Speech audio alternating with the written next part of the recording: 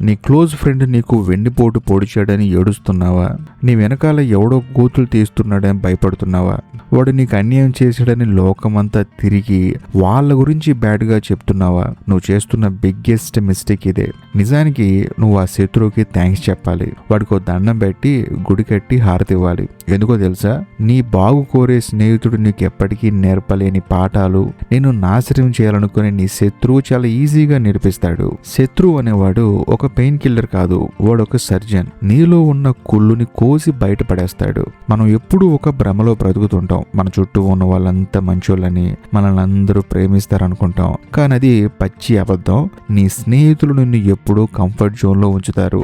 పర్లేదురా, రేపు చూసుకోవచ్చులే అంటారు. నిన్ను నిరంతరం పొగుడుతూ సోంబేరిని చేస్తారు. కానీ నీ శత్రువు అలా కాదు. వాడు నిన్ను నిద్రపోనివ్వడు. వాడు నీకోసం రకరకాల ప్లాన్లు వేస్తుంటే నువ్వు తెలియకుండానే అలర్ట్ అయిపోతావు. వాడు నిన్ను కొట్టాలని చూస్తుంటే నువ్వు డిఫెన్స్ చేయడం నేర్చుకుంటావు. నిజమేంటంటే నీ గురువు నిన్ను క్లాస్ రూమ్ లో కూర్చోబెట్టి పాఠం చెబుతాడు. కానీ నీ శత్రువు అలా కాదు. నిన్ను డైరెక్ట్ గా ఒక యుద్ధ భూమిలో పడేస్తాడు. అక్కడ నువ్వు బతకాలి అంటే ఖచ్చితంగా నేర్చుకోక తప్పదు. సో నేర్చుకోలేదా చచ్చిపోతావు.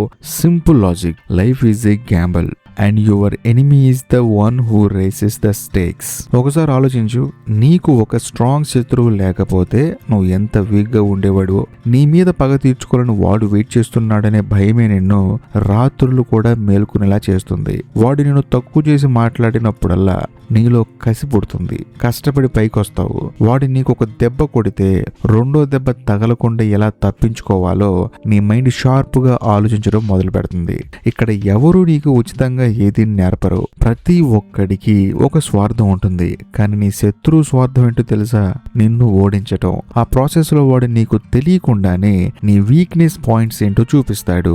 నీలో ఎక్కడ లొసుగులున్నాయో వాడే ఐడెంటిఫై చేస్తాడు. నీ పక్క నుండి నీకు వెన్నుపోటు పొడిచే వెదవ కంటే నేరుగా వచ్చి నీ గుండె మీద కొట్టే శత్రువే మేలు. కనీసం వాడు నిజాయితీ గల శత్రువు. వాడు నీ కలల్లోకి చూసి చెబుతాడు, నేను నిన్ను నాశనం చేస్తా అని. అంతకంటే గ్రేట్ గురు ఎవరుంటారు చెప్పండి? మనం సేఫ్ గా ఉండాలని చూస్తాం, గొడవలు వద్దు అనుకుంటాం. కానీ గొడవ లేనిదే గ్రోత్ ఉండదు, రిస్క్ లేనిదే రివార్డ్ ఉండదు. ఒక ముత్యం ఎలా తయారవుతుందో తెలుసా? ఆలు చిప్పలోకి ఒక ఇసుక రేణు వెళ్ళాలి. అది ఆ చిప్పకి పెయిన్ ఇస్తుంది. అది పెయిన్ ని భరించలేక ఒక ద్రవాన్ని విడుదల చేస్తుంది. అదే ముత్యం అవుతుంది. ఆ ఇసుక రేణువే అక్కడ శత్రువు.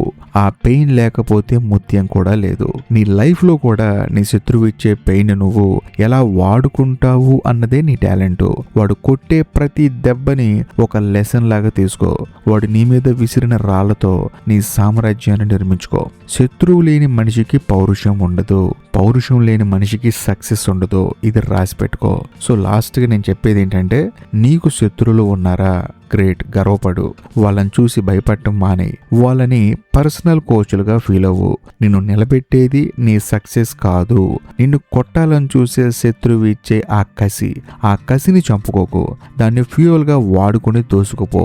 ఒకవేళ నీకు శత్రువులే లేకపోతే నువ్వు ఇంకా సరిగ్గా ఎదగలేదని అర్థం. గుర్తుపెట్టుకో, నీ ఫ్రెండ్ నీ పాస్ట్ ని చూస్తాడు, నీ పేరెంట్స్ నీ ఫ్యూచర్ ని చూస్తారు. కానీ నీ శత్రువు మాత్రం నీ ప్రజెంట్ పొటెన్షియల్ ఏంటో చూస్తాడు. వాడికి మించిన గురువు ఇంకెవ్వడు లేడు.